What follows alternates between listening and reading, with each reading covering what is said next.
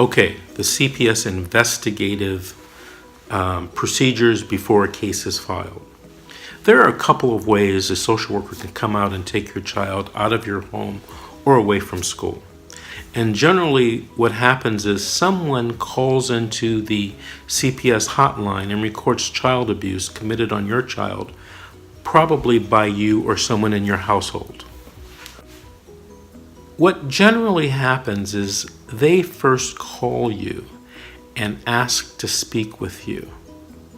Now, what I'm about to tell you is very provocative, and very few attorneys agree with me.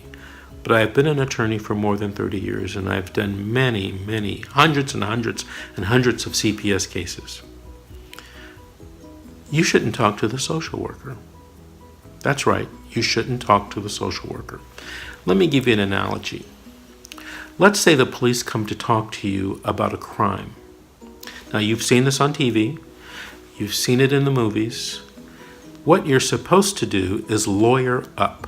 That means don't talk to the social worker unless your lawyer is present. Now, I talk to hundreds of people, and they all tell me the same thing. Mr. Davis, I talked to the social worker because I thought I could explain everything. This is all a big misunderstanding. Here's the problem. Social workers are highly trained individuals. Let me say that again. Social workers are highly trained governmental agents, and it is their job to take your child away from you. So, if you talk to a policeman when you might be charged with murder, the policeman is trying to get as much evidence from you to use against you in the courtroom.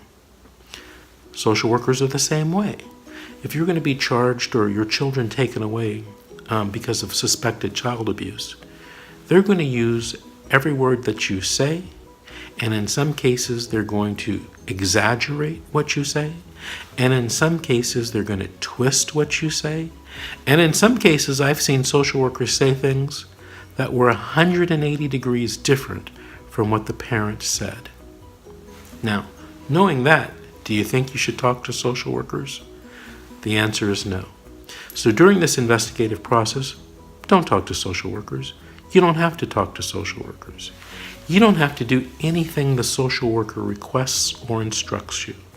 And the reason why people don't understand this is because social workers don't necessarily carry badges and guns. So people get this feeling that they can just talk to the social worker as if the social worker were your friend. And there's strategies employed by the social worker, such as the good cop, bad cop routine. A lot of people tell me, hey, the social worker talks to me or acts with me like she's my buddy. Well, if she was your buddy, you'd have your children. She is using special techniques, both emotional and psychological techniques where she's been trained to get information from you, to get evidence from you, to use against you in the courtroom. My grandmother used to tell me, you get more bees with honey, and social workers know that trick.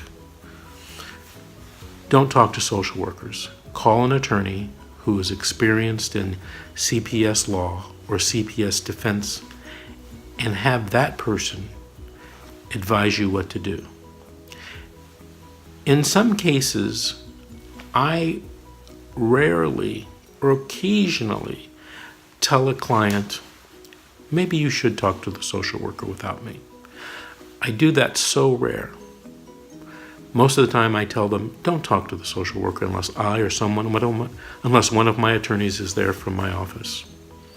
The other thing I want to tell you is, during this investigative stage, you do not have to take drug tests.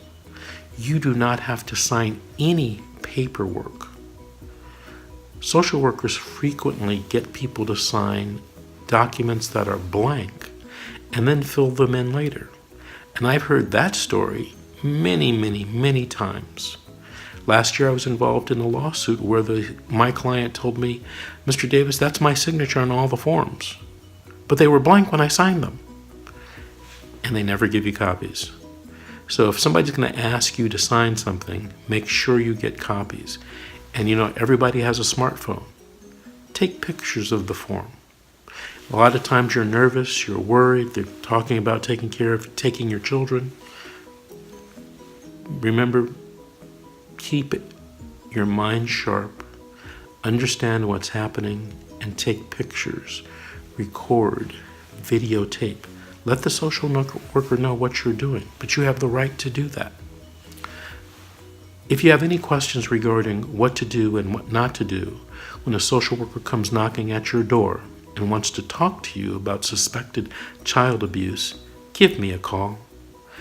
888-888-6582. That's 888-888-6582. In my next video, I'm going to be talking about the detention hearing, the very first hearing in a juvenile dependency proceeding.